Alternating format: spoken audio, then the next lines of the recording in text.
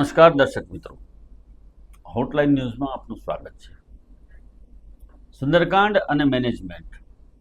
Hanumanji the great management ગુરુ બાબા તુલસીદાસજીએ લખેલી રામચરિતમાનસની સુંદરકાંડની ચોપાઈઓ અને એમાં આવતા મેનેજમેન્ટના સિદ્ધાંતો, એના વિશે આપણે વિશદ ચર્ચા કરીએ છીએ.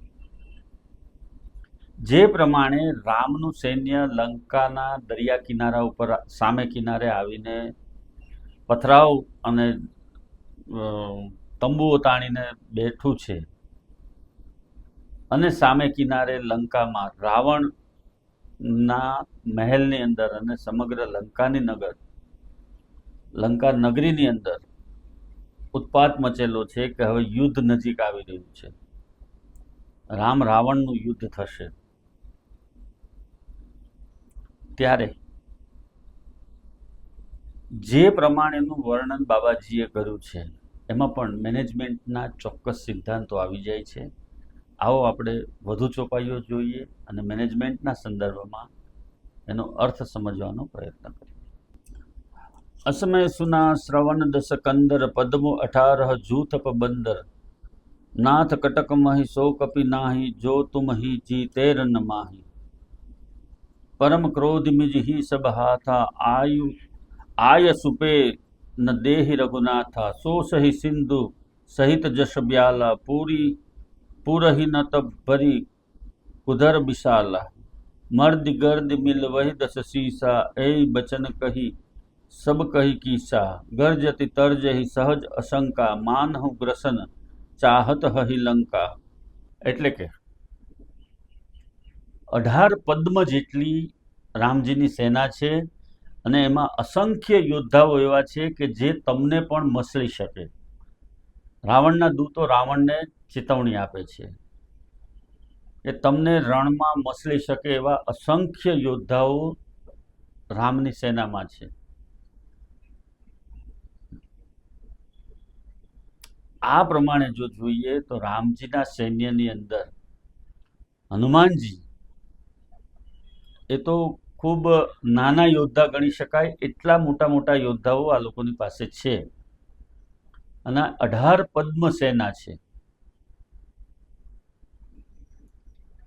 તો સામેની કંપનીની અંદર કોણ શું છે, કોનો રોલ શું છે, કોની આવડત શું છે, કોની સ્કિલ શું છે, કોની ડિગ્રી શું છે, આ બધી જ બાબતોની ચર્ચા વિચારણા જ્યારે કોર્પોરેટમાં થતી હોય ત્યારે એ લોકો શું શું કરી શકે છે એની સંભાવનાઓ પણ કર્મચારીઓ વ્યક્ત કરતા હોય છે. જે તમારા મેનેજર કે સીઈઓ હોય છે એ પણ વ્યક્ત કરતા હોય છે કે આ લોકો કઈ રીતે આગળ વધી શકે છે, એમની પાસે કેટલી સ્કિલવાળા માણસો છે, કેટલા લોકો છે કે જે આ બધી જ બાબતોની અંદર નિષ્ણાંત છે, જે કુનેહ ધરાવે છે, અને એ ઉપરાંત જ્યારે પણ જરૂર પડશે ત્યારે એ લોકો તમામ સ્તરેથી આપણને નેસ્ત નાબૂદ કરવા માટે સક્ષમ છે.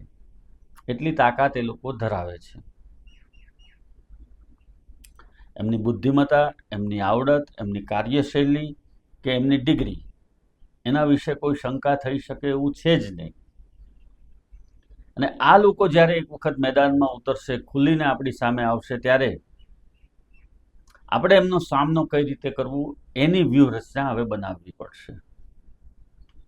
એના માટે જરૂર પડશે તો સ્કિલવાળા માણસોને આગળ ધરવા પડશે, સ્કિલવાળા માણસોને મેદાનમાં ઉતારવા પડશે, એમની કાર્ય પદ્ધતિ શું છે એ પણ સમજવું પડશે, એ લોકોની માર્કેટિંગ સ્ટ્રેટજી શું છે એ પણ સમજવું પડશે, અને એ લોકો કયા લેવલ સુધી આપણને ફાઇટ આપી શકશે એ પણ સમજવું પડશે.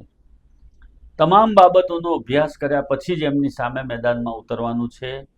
નહીતર એક પણ પગથિયું જો ચૂક્યા તો તમારી કંપનીનો બહુ મોટું નુકસાન થવાની સંભાવના છે. એટલે આ તમામ સંજોગોની અંદર જે પ્રમાણે કોર્પોરેટ જગતમાં માર્કેટિંગ માટે અને ગુડ સપ્લાય માટેની ચેઇન જે હોય છે એને માટેની સ્ટ્રેટજી નક્કી કરવામાં આવે છે, એમાં આ તમામ બાબતોને આવરી લેવામાં આવે છે. કંપનીઓની આવડત અને કંપનીના સીઈઓ કે બોસ કે કર્મચારીઓની આવડત, એ બધી જ બાબતોને ધ્યાન પર લેવામાં આવે છે. કશે પણ કોઈ પણ સ્થળે જો સહેજ પણ કાચું કપાશે તો અહીંયા કંપનીને મોટી નુકસાનીની સંભાવના રહી છે.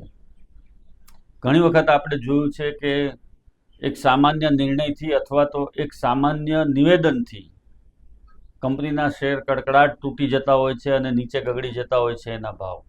તો આવું બનવા પાછળનું કારણ શું હોય છે? આવું બનવા પાછળનું કારણ સામેની કંપનીના બુદ્ધિજીવી લોકો જે છે, કર્મચારીઓ છે, અધિકારીઓ છે, એ લોકોની જે વ્યૂહરચના હોય છે અને એ લોકોની જે પ્રમાણેની સ્ટ્રેટર્જી હોય છે, એ કશે ને કશે આ લોકોને ભોગ બનવાનો વખત આવે છે.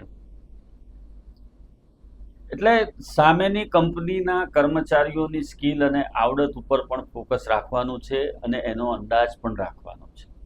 આવા પ્રકારના વિડીયો તમને જોવા ગમતા હોય તો હોટલાઇન ન્યૂઝ ચેનલને લાઇક, શેર અને સબસ્ક્રાઇબ કરો.